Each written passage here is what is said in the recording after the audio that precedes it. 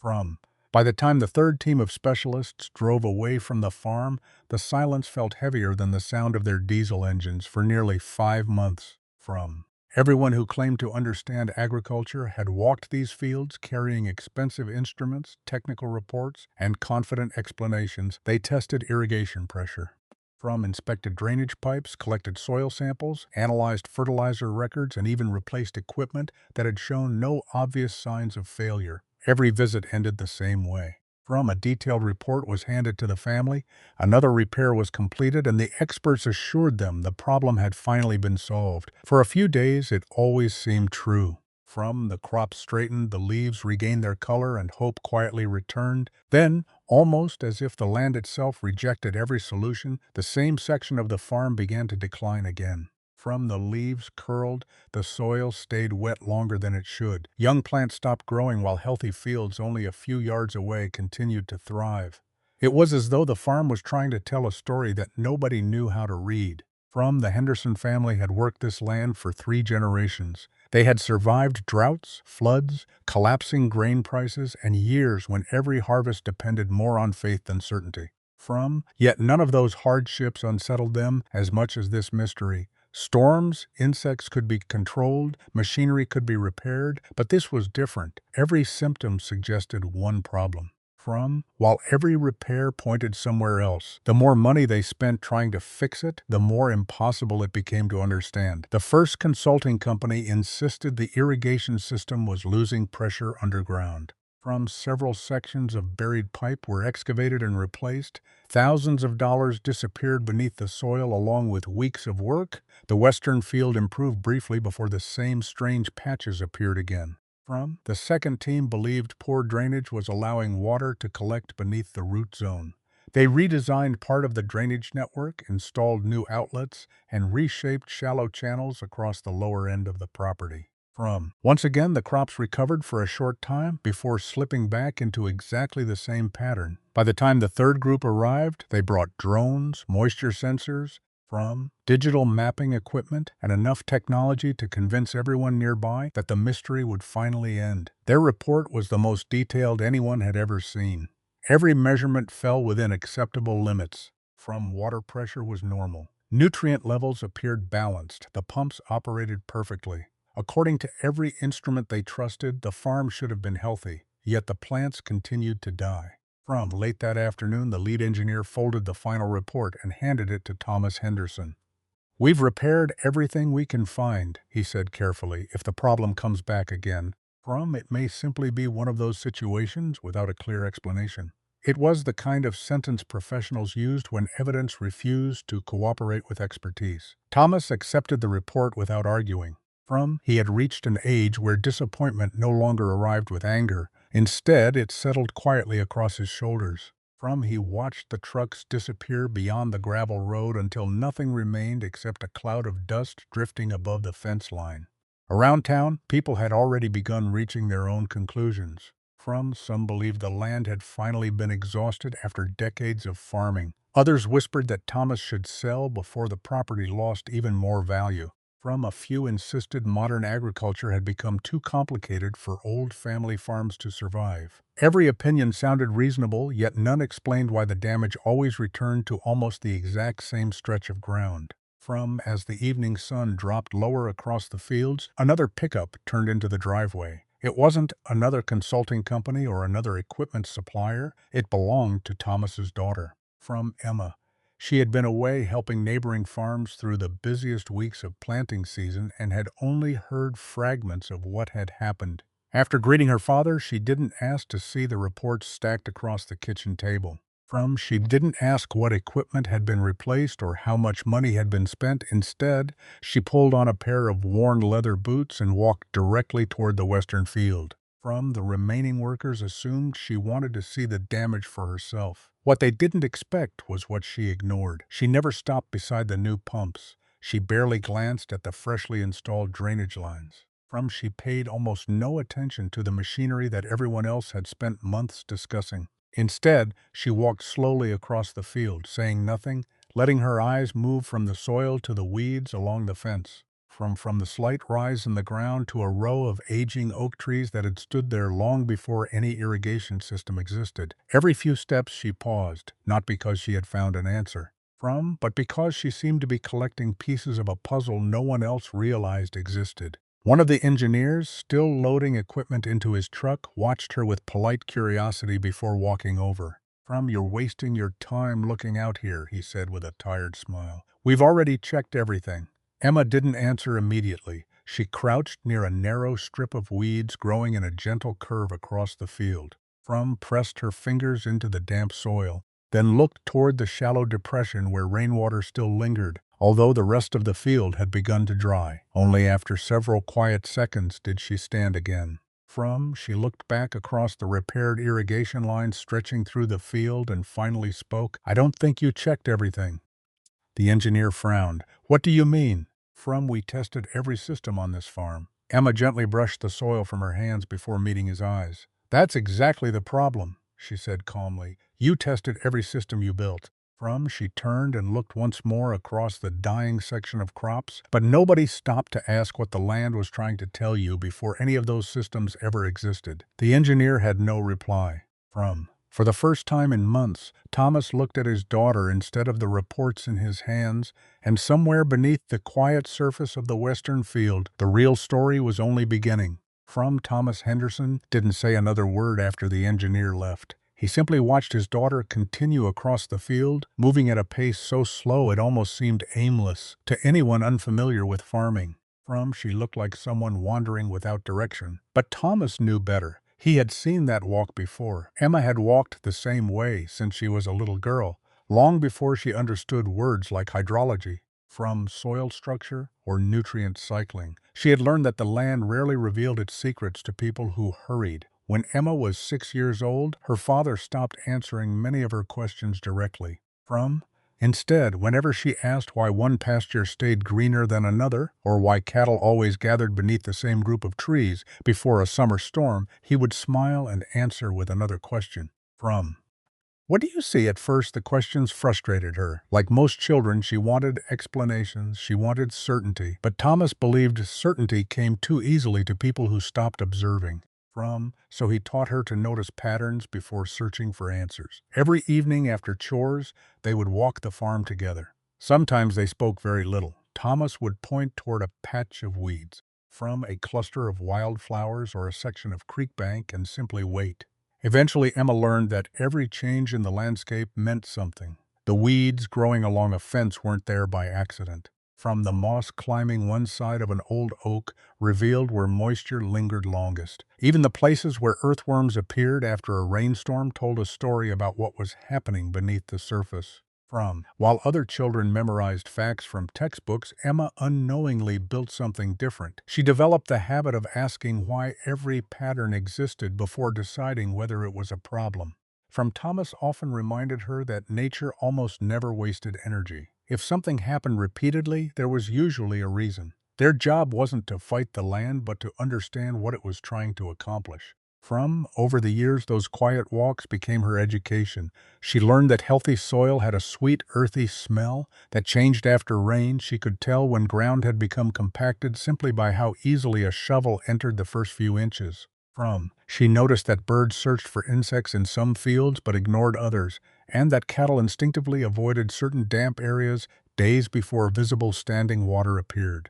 None of those observations came from formal training. They came from thousands of ordinary mornings that most people would have forgotten. When Emma finished high school, many people expected her to leave the farm forever. Her teachers encouraged her to study engineering. Neighbors suggested accounting or business. Even relatives quietly assumed she would eventually find work in the city, where life seemed easier and more predictable. Farming, they believed, belonged to her father's generation. Besides, they often reminded her, agriculture had become too technical for experience alone. Modern farms relied on satellite imagery, digital mapping, laboratory testing, and computer models. They spoke as though practical observation had become an outdated skill. Emma never argued with them. She respected science and modern technology. In fact, whenever she worked on neighboring farms, she gladly used moisture sensors, yield maps, and laboratory reports, but she also noticed something that bothered her. The best farmers she met rarely made decisions by looking at a screen alone. Before trusting any report, they walked the fields, they listened, they smelled the soil, they paid attention to details too small to appear in any spreadsheet. Technology helped answer questions. But it could never replace asking the right question in the first place. That belief stayed with her as she stood in the western field late that afternoon. The reports from the three consulting teams were undoubtedly accurate. Every measurement had probably been taken correctly. Yet accurate measurements could still describe the wrong problem. A thermometer could confirm that someone had a fever without explaining why they were sick. Emma wondered if the experts had done something similar. They had measured everything they expected to find, but perhaps they had overlooked something they never thought to look for. She slowly walked across the damaged section again, this time following the narrow ribbon of weeds that curved gently through the field. It wasn't the weeds themselves that interested her. It was the strange consistency of their location. They weren't scattered randomly. They formed a subtle line, almost as though they were tracing something hidden beneath the soil.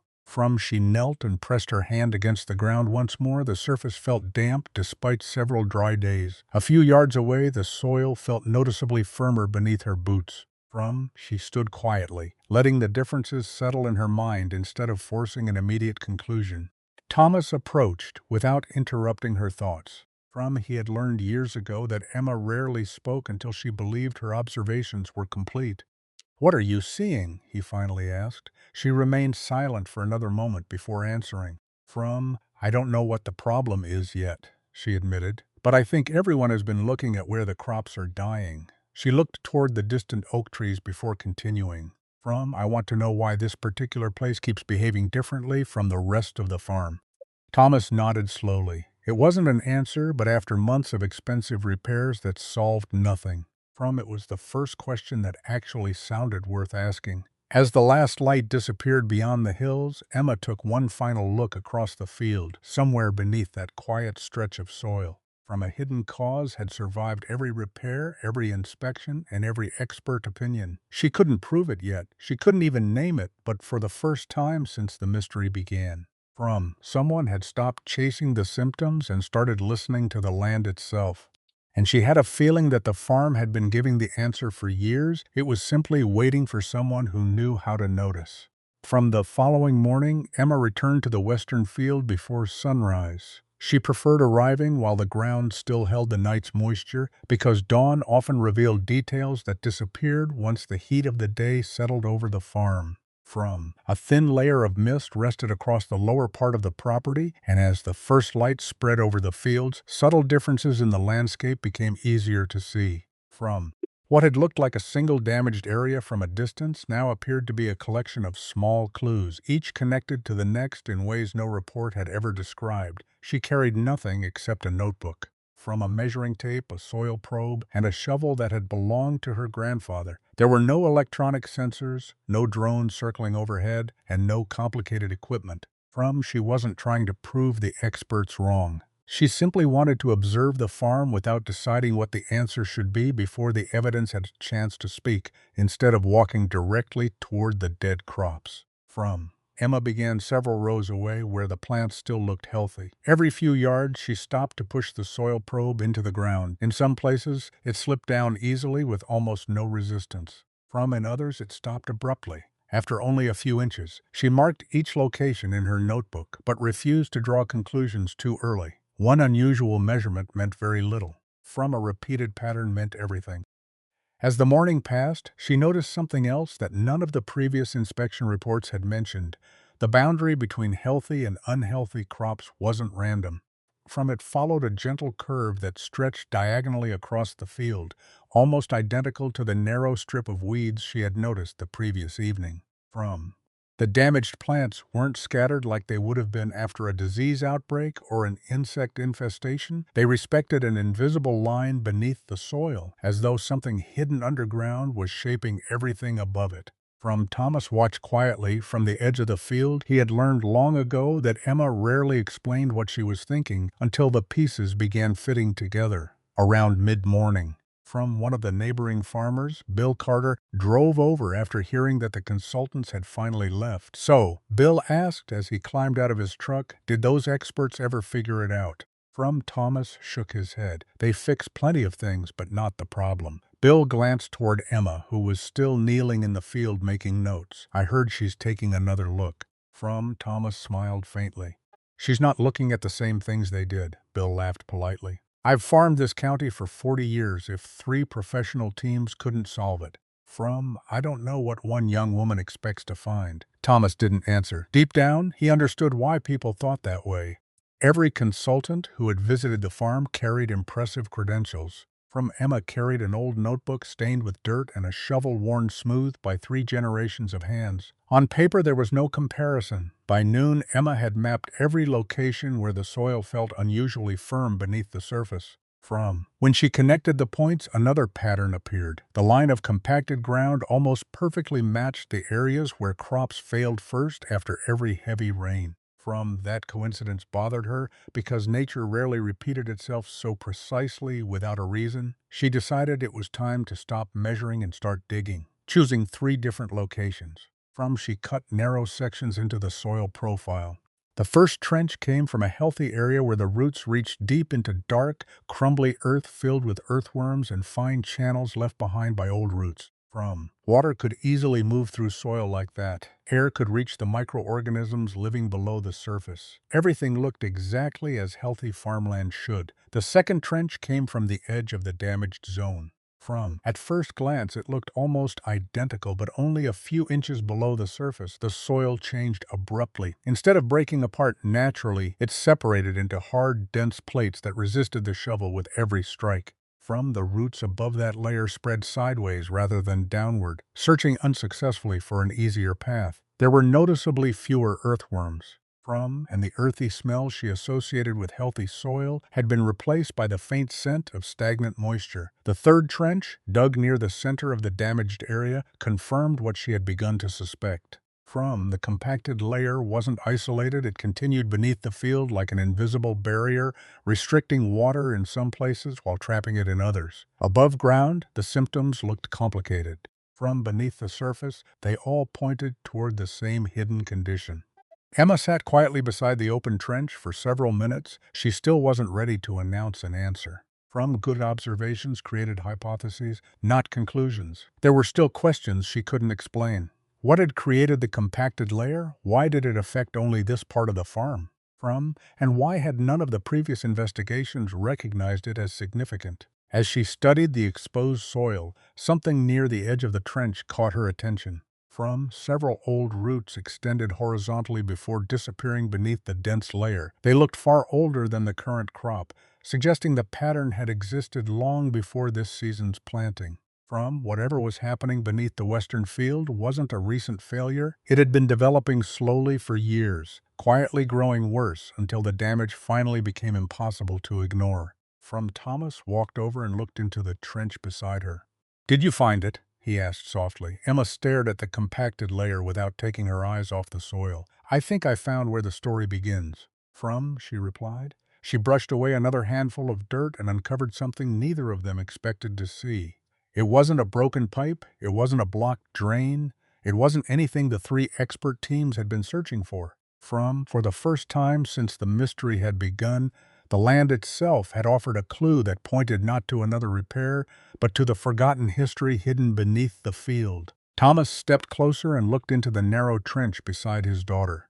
At first he saw nothing unusual beyond the dense layer of clay and compacted earth Emma had already uncovered. Then she used the edge of her trowel to scrape away another thin layer of soil. A band of darker earth appeared beneath the compacted layer, almost black compared to the lighter soil above it. Mixed within it were fragments of decayed roots and organic material that looked far older than the crops currently growing in the field. "This doesn't belong here," Emma said quietly. Thomas frowned. "What do you mean?" She reached down and crumbled a handful of the darker soil between her fingers, unlike the hard layer above it. This soil broke apart easily. It was soft, rich, and carried the sweet, earthy smell she associated with healthy biological activity. "Healthy soil is underneath," she said. "The problem is sitting on top of it." From Thomas remained silent. For months, everyone had assumed the damaged crops were growing in poor soil. But Emma was beginning to suspect the opposite. The land beneath the compacted layer was still alive. From something had sealed it off, preventing roots, water, and air from reaching the ecosystem below. She carefully examined the wall of the trench again. The compacted layer remained remarkably uniform, from stretching horizontally with almost the same thickness wherever she measured it. Natural soil rarely formed such an even barrier by itself that suggested human activity rather than geology. She stood up and slowly looked across the western field. "How long has this field been planted continuously?" she asked. Thomas thought for a moment. "Your grandfather rotated cattle through here when I was a boy." He answered. "But after we expanded corn production in the late 80s, this became one of our main crop fields." Emma nodded but asked another question. "When was the last time anyone dug deeper than normal tillage?" Thomas hesitated. "I honestly don't remember." That answer bothered her more than either of them expected. Modern farming had become remarkably efficient. Powerful tractors, larger harvesters, and heavier equipment allowed one family to cultivate more land than ever before. But every improvement came with trade-offs. Year after year, machines weighing several tons crossed the same fields.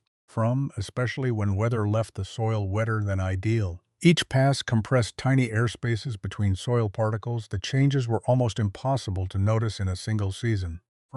But over decades, they could slowly create dense layers that restricted water movement and root growth. Under the right conditions, crops continued growing well enough that no one suspected a deeper problem until unusual weather exposed the weakness. Emma wasn't ready to declare that heavy equipment alone had caused everything. Farming systems were rarely that simple, but the evidence was beginning to point toward a long-term process rather than a sudden failure. She decided to widen her investigation. Instead of examining only the damaged area, she dug several additional inspection pits across different parts of the farm, the eastern fields. Where crops remained healthy, showed no continuous compacted layer, their soil profiles changed gradually from topsoil into subsoil, allowing roots to penetrate much deeper. Earthworms were plentiful. Old root channels created natural pathways for water after every rain. Back in the western field, the contrast became impossible to ignore. Nearly every trench revealed the same dense barrier at almost the same depth. The difference wasn't dramatic enough to catch someone's attention during a routine inspection, but once Emma mapped every location, the pattern became unmistakable. She spread her notebook across the hood of her pickup truck and connected each observation with a pencil. The compacted layer wasn't scattered randomly beneath the field. It followed the exact section where water lingered after storms. Where weeds formed their strange curved line, where crops weakened first every season, and where every expensive repair had ultimately failed, for the first time since the mystery began. Multiple clues were pointing toward the same underlying cause. Late that afternoon, Bill Carter returned to check on their progress, seeing several open trenches scattered across the field. He shook his head. "I thought you were looking for a broken pipe." Emma smiled politely, so did everyone else. Bill peered into one of the trenches. "I don't see anything." "That's because you're looking for something broken." Emma replied. "I'm looking for something that has been changing for years." Bill folded his arms. "You really think dirt can cause all this?" She looked down at the exposed soil before answering. Not dirt, soil. There's a difference." He gave her a puzzled look. Emma continued. "Dirt is something we move. Soil is something alive. If the living system underneath stops working the way it should, every repair above it becomes temporary." Bill didn't argue, but neither did he appear convinced. Like everyone else, he had spent his entire life thinking about farming from the surface downward. Emma was beginning to realize the answer lay in the opposite direction. That evening, after everyone had gone inside, she remained alone beside the final trench. The setting sun cast long shadows across the field, making the gentle rise and fall of the landscape easier to see. As she compared the trenches with an old aerial photograph hanging in the barn, another detail caught her attention. The curved line of damaged crops, the line of weeds, the compacted layer, they all followed a shape that didn't match the current layout of the field. It matched something much older. Emma stared at the faded photograph, then looked back toward the western field. Whatever had created this problem hadn't started 20 years ago. It may not have even started in her father's lifetime. The land wasn't simply hiding damaged soil, it was hiding its own history, and somewhere in that forgotten history she believed the real cause was still waiting to be uncovered. Emma barely slept that night. The faded aerial photograph she had found in the barn refused to leave her mind, long after the lights in the farmhouse were turned off. She kept replaying the image in her head. The strange curve running across the western field looked almost identical to the line of weeds, the compacted soil, and the section where crops failed first every season. It was too consistent to be a coincidence. Nature often created patterns, but identical patterns appearing above ground, below ground, and in a photograph taken decades earlier usually meant one thing. The land was remembering something its owners had forgotten. The next morning, before Thomas finished his first cup of coffee, Emma climbed into the attic above the equipment shed. It was a place few people visited anymore. Dust-covered old milk cans, rusted tools, handwritten ledgers, and weathered boxes filled with documents that no one had touched in years. Somewhere among those forgotten records, she hoped to find evidence of what the farm looked like before modern equipment, drainage projects, and expanded crop production had reshaped it. Hours passed before she uncovered a stack of rolled survey maps tied together with brittle cotton string. Most showed fence lines, property boundaries, and crop rotations from different decades. But one map immediately caught her attention. It had been drawn by the County Conservation Office nearly 50 years earlier, before the western field had been leveled for large-scale planting. Unlike the modern satellite images used by the consulting teams, this map contained hand-drawn notes made by a surveyor who had actually walked the property. Emma carefully spread it across an old workbench. A faint blue line curved through the exact section of land where the crops kept failing. Beside it, almost too faded to read, were 3 handwritten words. She stared at the note for several seconds without speaking. Thomas looked over her shoulder. "I haven't seen that map since your grandfather passed away," he said quietly. Emma traced the faded line with her finger. "Why was this never mentioned?" Thomas sighed. "Because it stopped looking like a drainage swale years ago." He explained that when larger machinery became common, farmers across the county began leveling uneven fields to create longer planting rows and improve efficiency. Small depressions were filled, shallow channels were smoothed out, and natural water pathways that once crossed the land gradually disappeared beneath decades of cultivation at the time. It seemed like progress. Larger fields meant fewer turns for tractors, faster planting, and higher productivity. No one imagined those old landscape features might still matter decades later. Emma folded the map and carried it back to the western field. Standing near the first trench, she compared the faded drawing with the land stretching before her. The natural depression had almost vanished to the eye. But once she knew where to look, subtle clues appeared everywhere. The weeds she had followed weren't random. After all, they were growing where moisture remained slightly longer than the surrounding soil. The compacted layer wasn't trapping water by itself, it was trapping water directly above an ancient drainage pathway that had once carried excess rainfall safely across the farm. Everything suddenly began fitting together. During heavy rains, water naturally moved toward the old swale exactly as it had for centuries. But decades of leveling, repeated traffic from increasingly heavy machinery, and gradual soil compaction had sealed much of the surface above it. Instead of soaking downward and moving naturally through the landscape, water now collected above the dense layer, starving roots of oxygen. When dry weather followed, the same compacted soil prevented roots from reaching deeper moisture stored below. The crops suffered during wet periods and dry periods for entirely different reasons. Yet both symptoms originated from the same hidden condition. Emma knelt beside the trench once more. "This wasn't one problem," she whispered. "It was one cause, creating many different problems." For months, the consulting teams had treated each symptom separately. Poor drainage had led to drainage improvements, weak plants had led to fertilizer adjustments, equipment failures had led to mechanical repairs. Every recommendation addressed something real, yet none of them explained why those problems kept returning to exactly the same place. They hadn't misread the evidence, they had misidentified the story. Thomas slowly nodded as the realization settled over him, so every repair worked. Emma finished the thought before he could, just not long enough because the underlying cause remained untouched.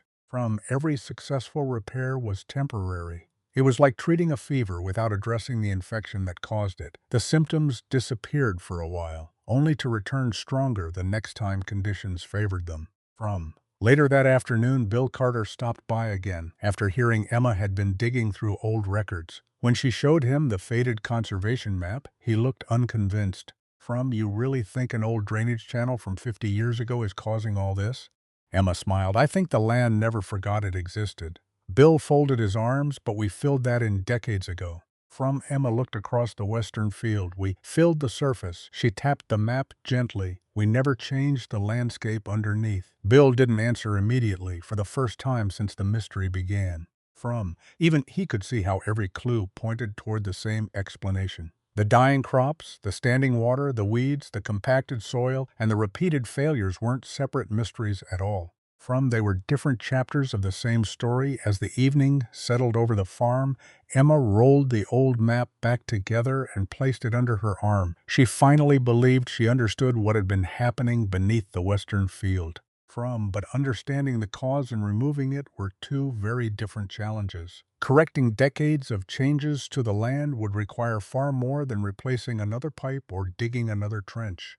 It would demand something no consulting report had ever suggested. Instead of forcing the farm to behave the way people wanted, they would have to help it behave the way it naturally had before. And Emma knew that convincing everyone else of that would be even harder than discovering the truth itself. Chapter 6, Fixing the Cause, meant undoing years of good intentions. Finding the cause should have been the hardest part.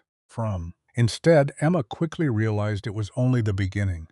Knowing why the western field kept failing did not mean she could fix it overnight. If anything, the discovery made the situation even more complicated. The problem wasn't a broken pump that could be replaced in an afternoon or a clogged drainage pipe that could be cleared with heavy equipment. It was the result of decades of well-intentioned decisions that had slowly changed the way the land functioned. Every improvement made over the years had solved one challenge while quietly creating another. No single person had caused the problem, and that meant no single repair could undo it. That evening, Emma spread the old conservation map beside the recent consulting reports across the kitchen table. The contrast was striking. The modern reports contained precise measurements, charts, satellite images, and technical recommendations. The old map consisted mostly of hand-drawn contour lines. A few notes written in fading pencil, and the simple blue curve marking the seasonal drainage swale. Yet it explained the field more clearly than hundreds of pages of recent analysis. Thomas looked from one document to the other and finally asked the question that had been weighing on both of them. So, what do we do now? Emma didn't answer immediately. If we're right, she said at last, then repairing another system won't help. Thomas frowned. Then what will? We have to help the land work the way it was designed to work. It sounded simple. It wasn't. Over the following days, Emma began walking every acre surrounding the damaged field. She wasn't searching for another hidden clue. She was trying to understand how water naturally wanted to move across the property before people had redirected it. After every morning dew, she marked where the ground dried first and where moisture lingered longest. After a light rain, she watched tiny streams form between rows before disappearing into shallow depressions almost invisible during dry weather. Even the weeds that everyone had complained about became useful. Instead of seeing them as unwanted plants, Emma treated them as living markers that revealed subtle differences in moisture. Soil density and sunlight, the more she observed, the more confident she became that the field wasn't fighting against the farmers. It was responding exactly as the landscape beneath it required. The land hadn't failed, it had simply never stopped behaving according to its original design. A week later, Emma shared her plan with her father. We're not going to tear up the whole field. She explained, and we're not buying another machine. Thomas raised an eyebrow. Then how are we supposed to fix it? We're not going to fix everything. We're going to fix the first thing. She pointed toward the narrow section where the old drainage swale crossed the western field. If water can move again, everything else has a chance to recover. The proposal sounded almost too modest after months of expensive repairs. Instead of rebuilding the irrigation network or replacing more equipment, Emma wanted to restore a small section of the land that most people no longer believed even existed. Word spread quickly through the community. Before long, Bill Carter stopped by once again. "So that's the big solution?" he asked, looking across the field. "A shallow drainage line?" Emma smiled. "No, a functioning landscape." Bill laughed softly. "I still think you're putting a lot of faith in an old map. I'm putting faith in what the map, the soil, the weeds, and the water all agree on." He shook his head. I've never seen anyone trust weeds this much." Emma looked toward the curved strip running across the field. "They're not giving me answers. They're showing me where to ask better questions." Even Thomas found himself struggling with the plan for months. He had watched experts arrive with trucks full of equipment and crews of trained technicians. Their solutions had looked impressive because they were visible. Emma's approach looked almost insignificant by comparison. She wanted to make small changes, observe carefully, wait for the land to respond, and only then decide on the next step. It demanded patience, something modern farming rarely rewarded. Still, he trusted her enough to begin. Rather than disturbing the entire field, they carefully reopened part of the forgotten drainage pathway. Removing only the soil that had blocked the natural flow, they avoided bringing heavy machinery onto the wettest areas, choosing instead to work slowly with lighter equipment whenever possible.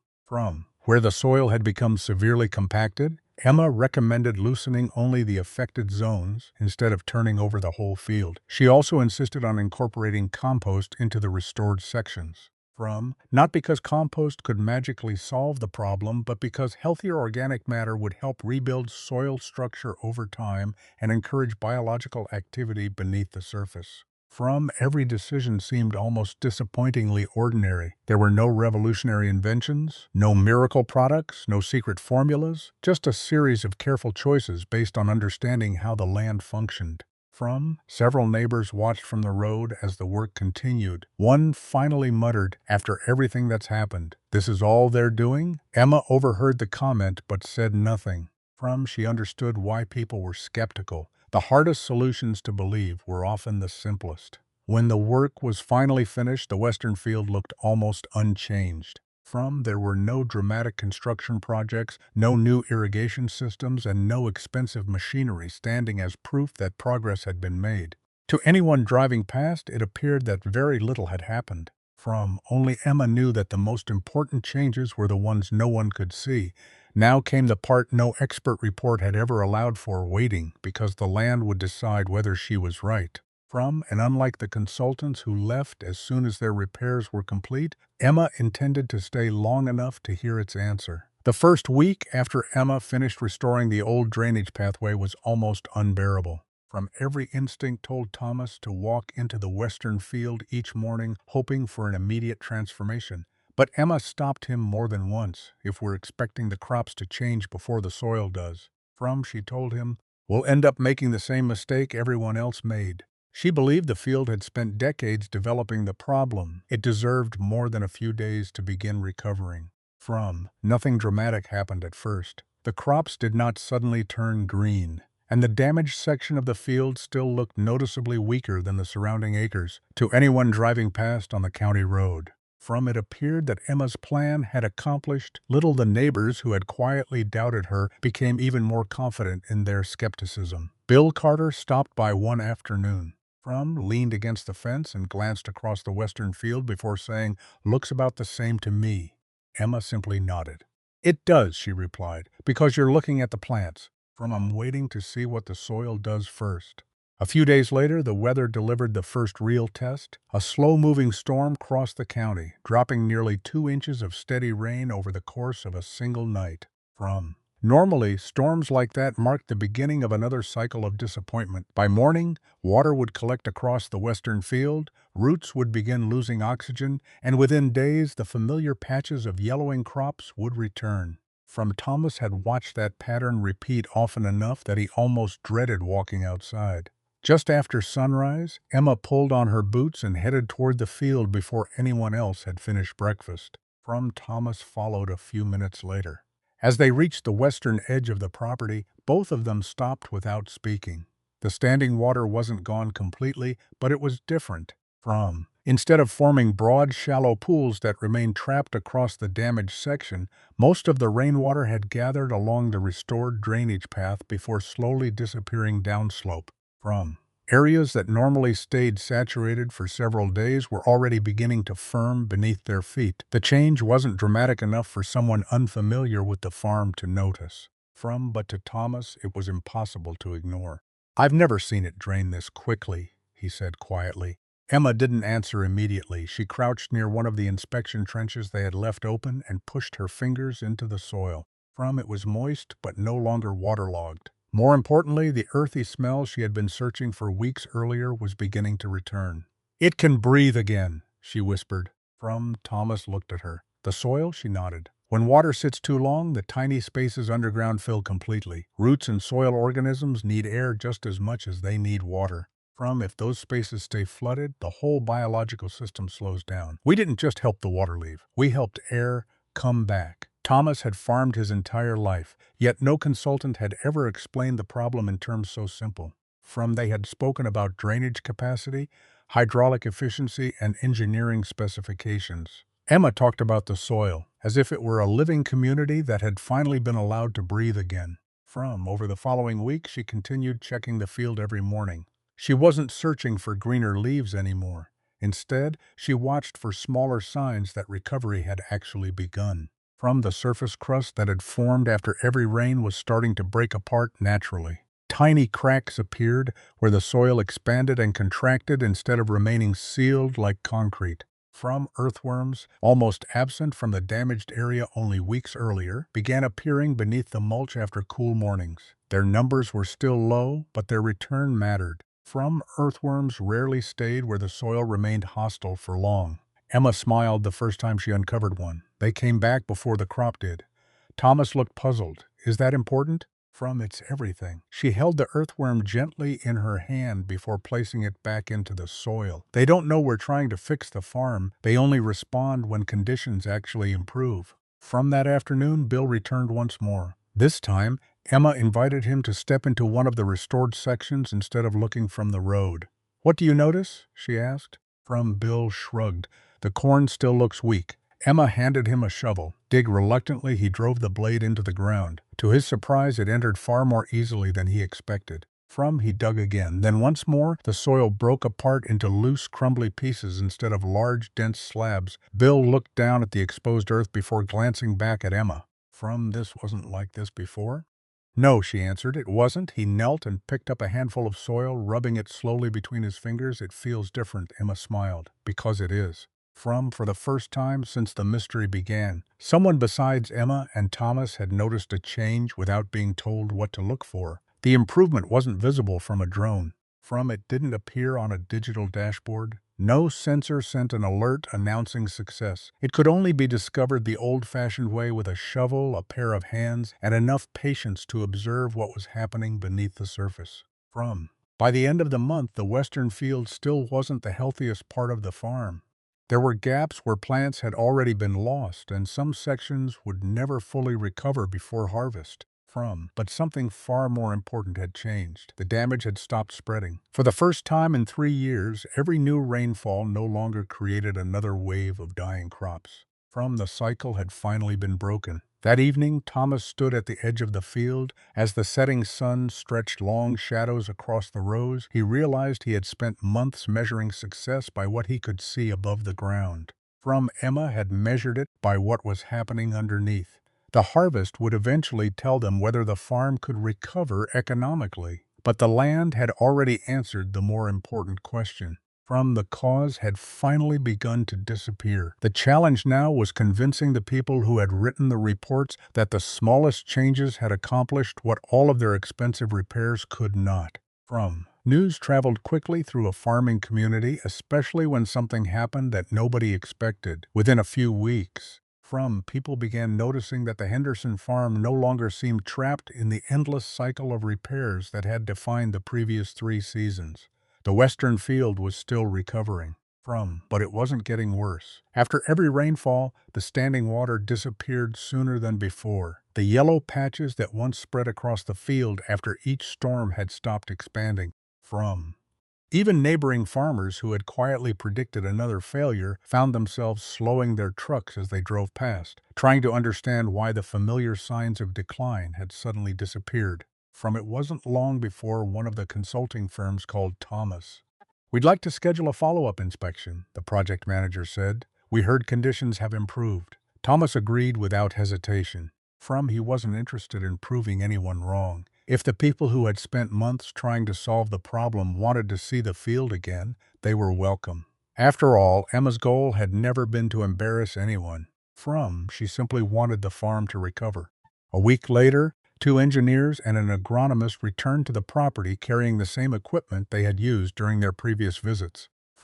They repeated many of the original measurements. They checked pump pressure, inspected the upgraded irrigation lines, verified nutrient levels, and compared satellite imagery with their earlier reports.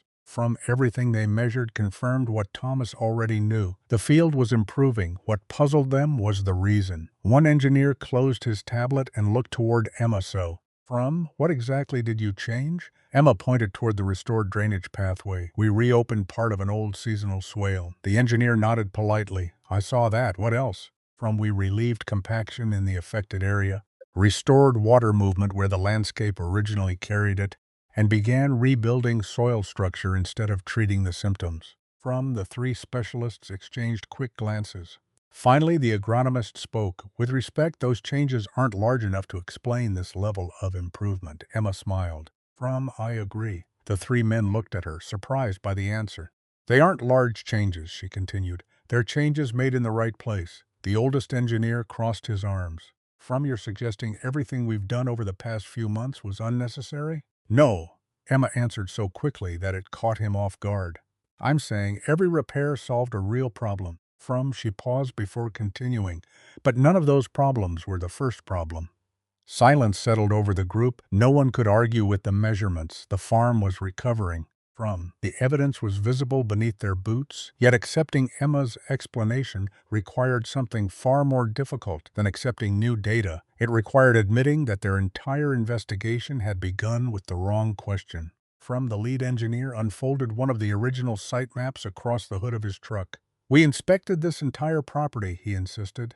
Emma nodded. "I know, we mapped every system." "I know, we tested every major variable." "I know." He looked genuinely frustrated. "Then what did we miss?" Emma walked over to the map and gently placed one finger along the curved section crossing the western field. You were looking for something that had failed." She slowly traced the faded line with her finger. "I was looking for something the land never stopped doing." The engineer stared at the map without speaking. For the first time, he noticed that the restored drainage path, the line of recurring crop damage, the compacted soil, and the historical contour all occupied exactly the same location. Not because Emma had forced the evidence to fit her theory, because the evidence had always been there. No one had connected it. The agronomist broke the silence. "Why didn't any of our reports mention the historical drainage feature?" Emma answered honestly. "Because you weren't asked to investigate the history of the land, you were hired to fix a farming problem what you actually had." She looked across the recovering field. Was a landscape problem. The distinction sounded small. In reality, it changed everything. For decades, modern agriculture had become increasingly specialized. Engineers focused on infrastructure. Agronomists focused on crops, soil laboratories focused on chemistry, equipment manufacturers focused on machinery. Every discipline became remarkably skilled within its own field. But the land didn't divide itself into specialties. Water influenced soil, soil influenced biology, biology influenced roots, roots influenced crops. The system only made sense when someone stepped back far enough to see the entire picture. One of the younger engineers removed his hat and looked around the field again. "You know," he admitted quietly, "we never once asked what this place looked like before it became farmland." Emma smiled. "That's because your report started with the present." She looked toward the old oak trees standing beyond the field. "The land started its story long before any of us arrived." Another long silence followed. No one argued, no one defended the previous recommendations. Instead, each member of the consulting team walked the western field one more time. This time, without rushing toward the pumps or the irrigation lines, they stopped where Emma had stopped. They looked at the shallow depression cutting gently across the field.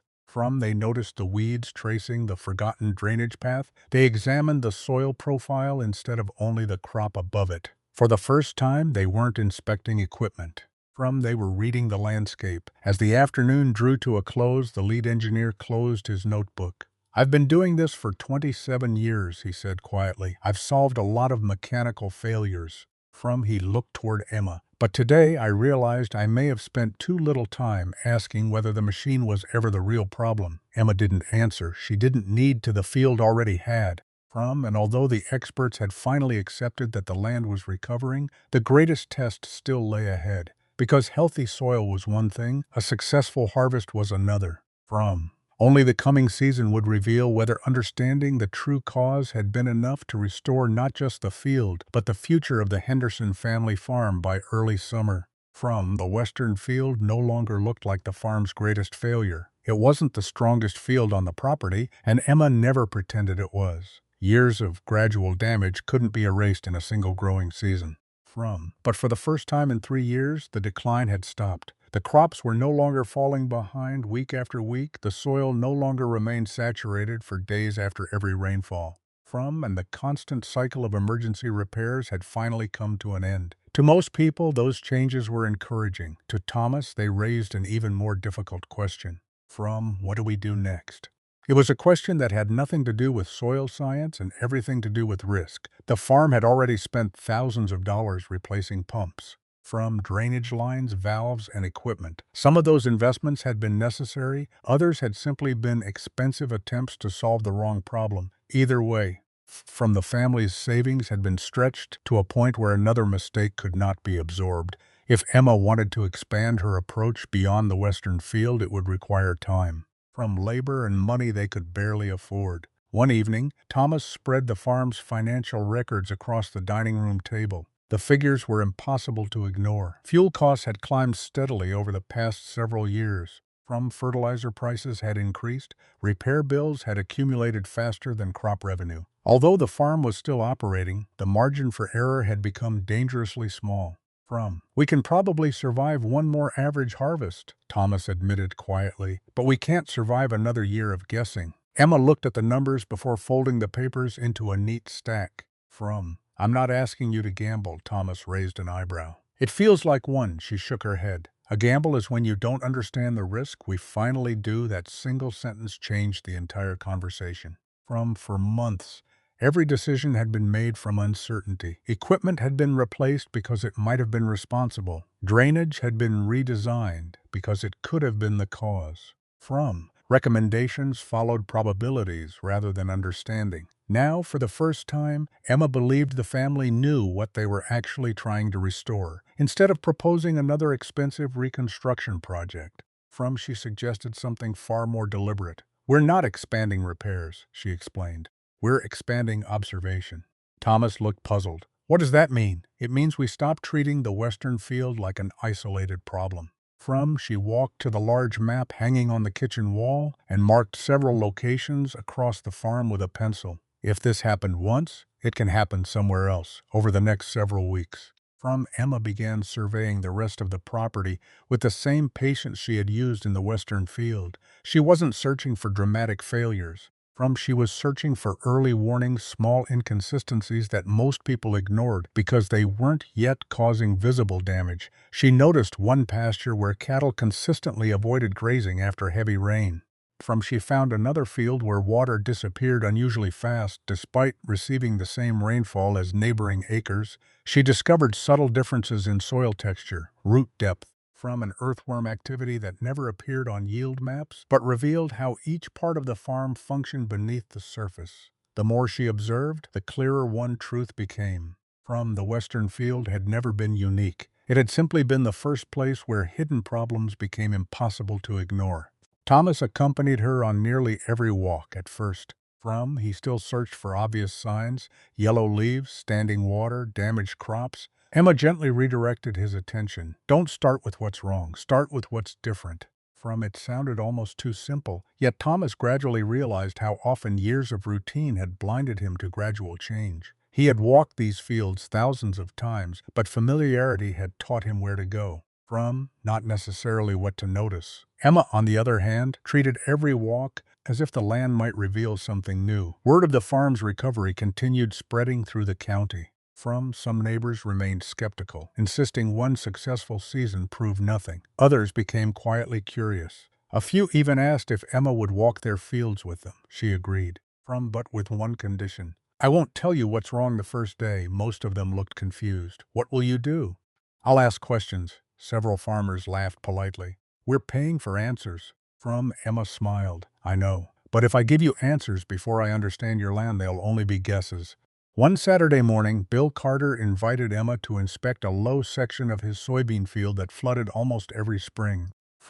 As they walked across the property, Bill pointed toward the standing water. That's the problem. Emma looked at the flooded area, then turned completely around. Instead of walking toward the water, she walked uphill. Bill frowned. Where are you going? To find out why the water wants to be there. For the first time, Bill understood exactly how differently Emma approached every problem. She never began where the symptoms appeared. She began where the story started. That afternoon, Thomas watched the two of them disappear over the rise and couldn't help smiling. Months earlier, Bill had been one of the loudest voices, questioning whether a young farmer's daughter could discover something 3 expert teams had missed. Now he was following her across his own land. Notebook in hand, the irony wasn't lost on Thomas, neither was the lesson. Respect hadn't come because Emma argued with anyone. It came because the land kept proving her observations correct. As harvest approached, the western field stood greener than anyone had dared hope. At the beginning of the season, there were still thinner patches where earlier damage couldn't be reversed. But the surviving crops had developed stronger roots and fuller heads than anyone expected after such a difficult start. The numbers, however, still remained unknown. Healthy-looking fields didn't always produce healthy yields. Emma understood that better than anyone. She had spent months proving that the farm was recovering. Now she faced the one measurement no observation could predict with certainty. When the combines finally rolled into the western field, every belief, every decision, and every quiet hour spent listening to the land would be tested by something far less emotional than hope. They would be tested by the harvest itself. Harvest season arrived with a kind of crisp autumn mornings that every farmer waits for after a long growing season before sunrise. The Henderson farm was already awake. The combines had been serviced, the grain carts were lined up beside the machine shed, and the familiar sound of diesel engines echoed across the valley. Yet despite the routine, this harvest felt nothing like the ones before it. No one was wondering whether the western field would produce a record crop. The question was much simpler and much more important. Had the cycle of failure finally been broken? Thomas climbed into the combine just as he had done for decades, but this time he hesitated before lowering the header into the first rows of corn. 12 months earlier, he had entered this same field expecting disappointment. Every pass across the damaged section had reminded him of another repair that hadn't worked, another invoice that had arrived, from another expert who had confidently declared the problem solved. This morning felt different, not because he expected perfection, but because for the first time in years he wasn't carrying the weight of uncertainty. Emma stood near the edge of the field, watching quietly. She wasn't looking at the grain tank or the yield monitor. She was watching the soil beneath the combine's tires. Months earlier, heavy machinery crossing saturated ground had been part of the problem. Now the field carried the machine without leaving deep ruts behind. The restored drainage pathway had done more than move excess water. It had allowed the soil to regain enough structure to support the weight it had struggled to bear for years. As the combine completed its first pass, the onboard monitor began displaying numbers. Thomas glanced at the screen, then looked again. The yield wasn't extraordinary, it wasn't going to break county records, but it was steady, more importantly. It stayed steady as the machine crossed the exact section of the western field that had consistently failed over the previous 3 seasons. Instead of dropping sharply as it always had, the numbers fluctuated only slightly before returning to the farm's average. Thomas slowed the combine and called Emma over the radio. "You need to see this." She climbed into the cab.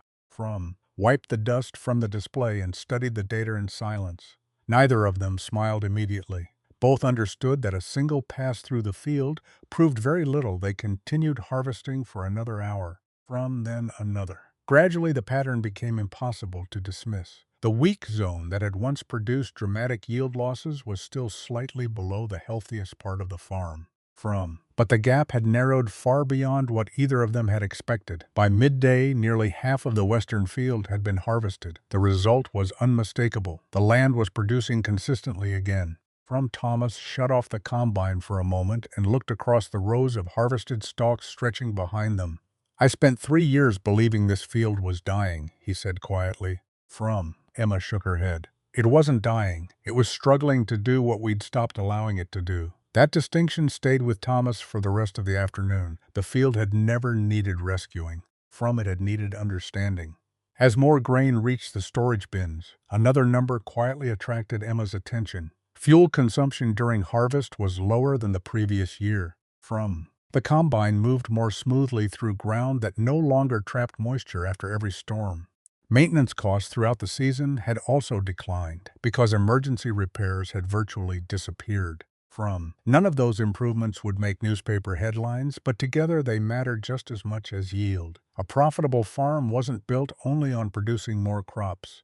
It depended on spending less time and money fighting problems that should never have existed in the first place. Later that afternoon, the lead engineer from the consulting firm returned after accepting Thomas's invitation to observe the harvest. He climbed onto the combine platform and watched the yield monitor update in real time as another section of the former problem area disappeared beneath the header. He remained silent for several minutes. Finally, he turned toward Emma. "I've looked at these numbers 3 times. She waited. "They match what you're seeing." Emma nodded. "They do." The engineer rested his hands on the railing and looked across the field.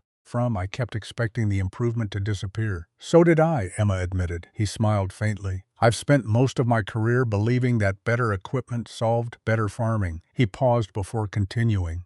Today, I'm realizing that equipment only works as well as the understanding behind it." Emma appreciated the honesty. She had never believed the engineers lacked intelligence.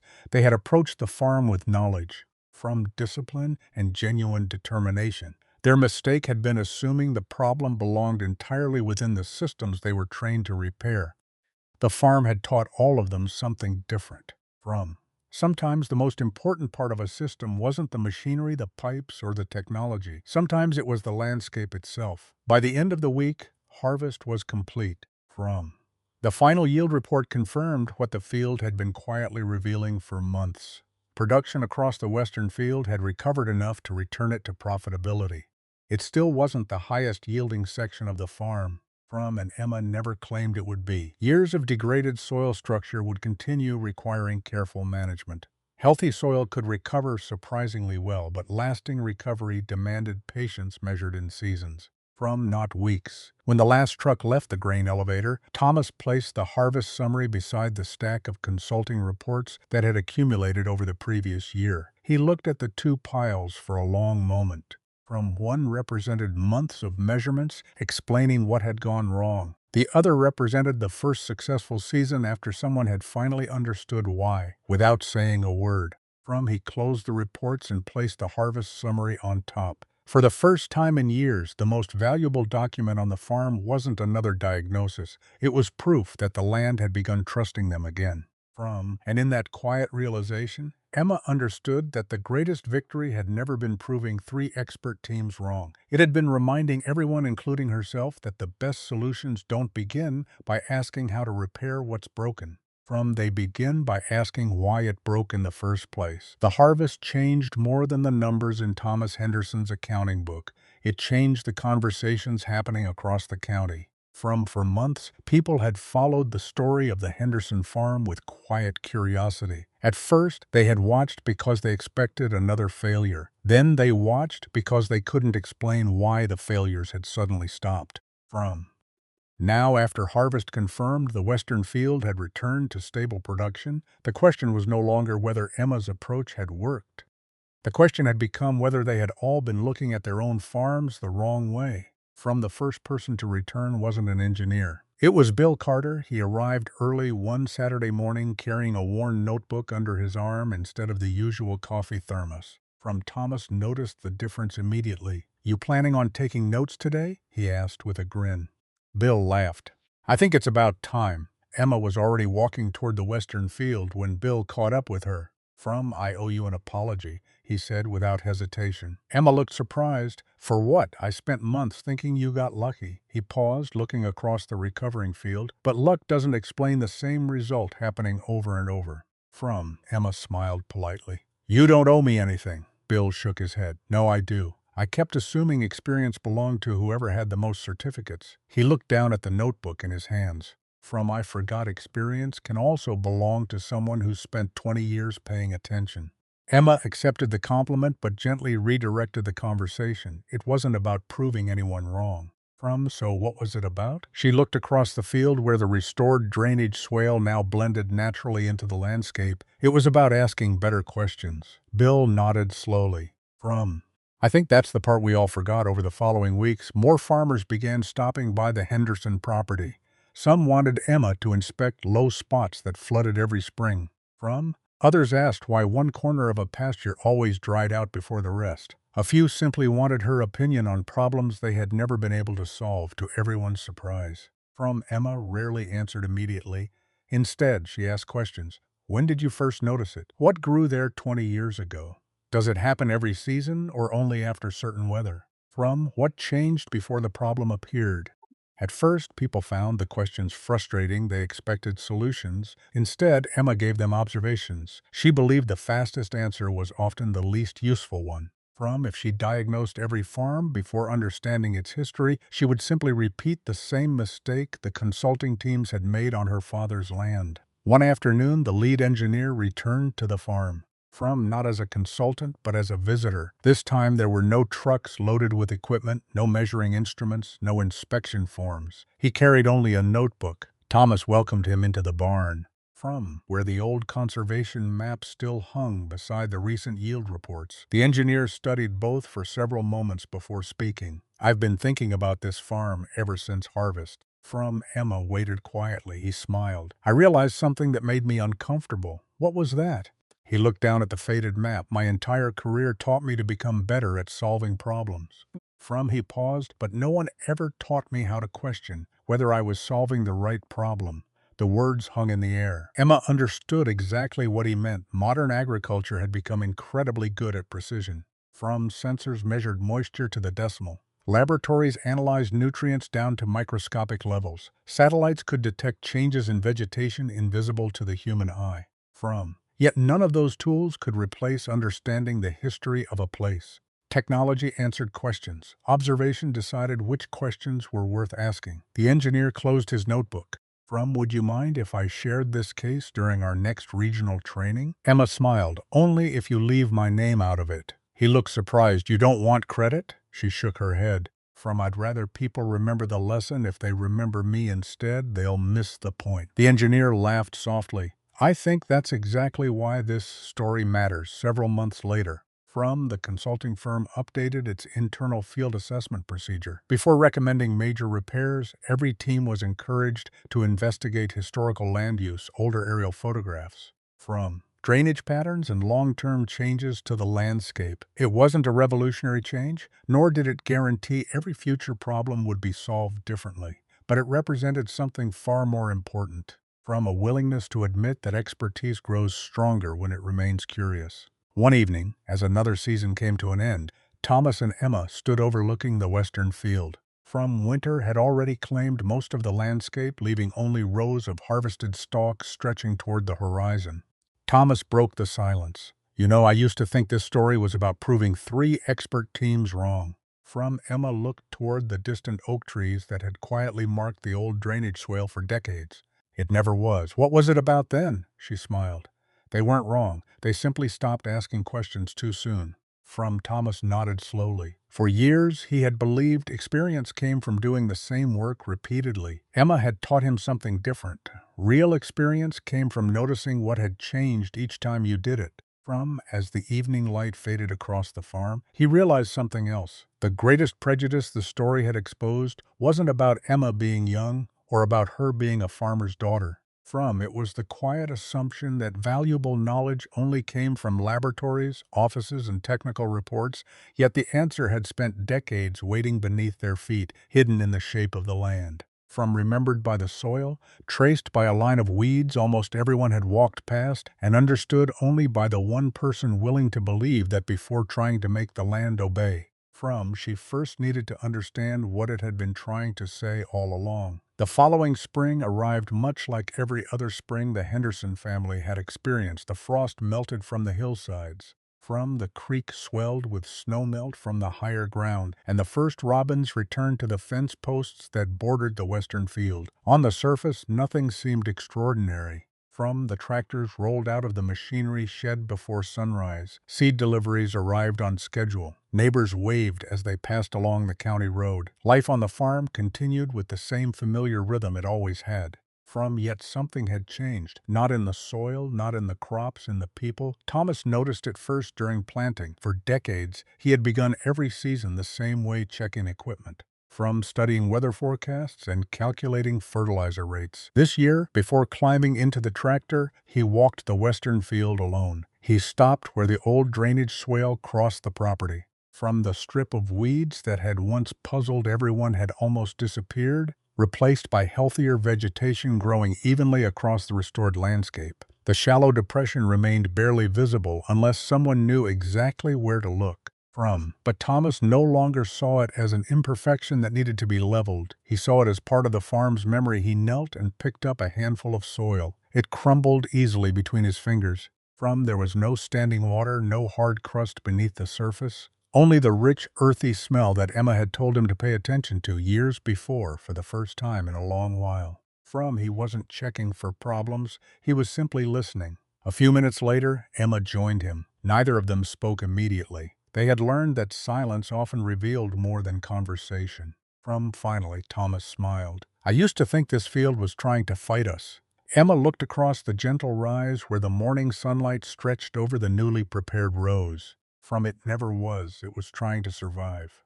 Thomas nodded slowly, and we kept making it harder. Emma didn't answer because she knew he wasn't asking a question. He was finally saying aloud what both of them had understood for months. From, the farm had never needed someone stronger. It had needed someone willing to understand it before trying to control it. As planting season continued, visitors still arrived from neighboring farms. From, local conservation groups, and even a few university extension educators who had heard about the Henderson field through professional networks. Some expected to see an innovative drainage system. From, others assumed Emma had invented a new farming technique. Most left slightly disappointed. There was no revolutionary machine, no miracle product, no secret formula. Instead, Emma showed them old maps. From, she showed them soil pits.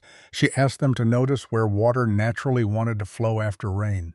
She pointed out differences in vegetation that most people had walked past for years without ever questioning. From, some visitors found the lessons surprisingly simple. Others found it uncomfortable because it challenged an assumption that had quietly shaped modern agriculture for generations. From, the assumption that every problem required a bigger solution. Emma had discovered that many problems required something much smaller, a better question. Late that summer, From, the county agricultural office invited Thomas and Emma to speak at a community workshop about land management. Thomas immediately declined. I've never been good at giving speeches. From, he said. Emma laughed. Neither have I, then. Why did you agree? Because this isn't really our story. Thomas looked puzzled. It isn't, she shook her head. It's the land story. From, we're just the people who finally listened. When the day of the workshop arrived, dozens of farmers filled the small community hall. Many expected Emma to explain exactly how she had repaired the western field. From, instead, she placed two photographs on the screen behind her. The first showed the damaged crops during the worst season. The second showed the same field 1 year later. She never began by explaining what she had changed. From, instead, she asked a single question. What do you think caused the first picture? Hands immediately went up. Poor drainage, soil compaction, equipment failure, fertilizer, disease. From, Emma nodded after every answer. Those were all real problems. The room became quiet. Then she displayed the old conservation map showing the forgotten drainage swale. This, she said gently, From, was the first problem. She explained how every symptom had grown from one forgotten change in the landscape, and how each repair had addressed a consequence rather than the cause. From, when she finished, the audience remained silent for several moments. Finally, an older farmer in the back of the room stood up. He had been farming longer than Emma had been alive. From I've spent 45 years trying to make every acre of my farm look the same. He paused before continuing. Maybe I've spent too little time asking why they were different in the first place. From Emma smiled. I think most of us have. After the meeting ended, several young farmers stayed behind to ask questions. They weren't interested in copying exactly what Emma had done because they understood their own farms would tell different stories. Instead, they wanted to know how to begin observing more carefully. Emma gave each of them the same advice her father had given her when she was 6 years old. When you walk your land. Don't start by asking what's wrong. She paused. Start by asking what it's trying to tell you. Years later, people around the county would still remember the Henderson farm. Some remembered it as the place where 3 expert teams failed. Others remembered it as the farm where an old drainage swale changed everything. But those who understood the story best remembered something else entirely. They remembered that knowledge and humility are not enemies. The finest technology in the world can measure a field with incredible precision. Experience can recognize patterns no instrument was designed to see. Neither is complete without the other. The experts had brought knowledge. Emma had brought observation. Together, they uncovered a truth that neither could have found alone. And perhaps that was the greatest lesson the Western field ever offered. The healthiest farms are not built by winning arguments against nature. They are built by listening long enough to become one of its students. Because in the end, the greatest harvest the Henderson family gathered was never measured in bushels. It was measured in understanding, and unlike a single season's crop, that was a harvest no drought, no storm, and no passing year could ever take away.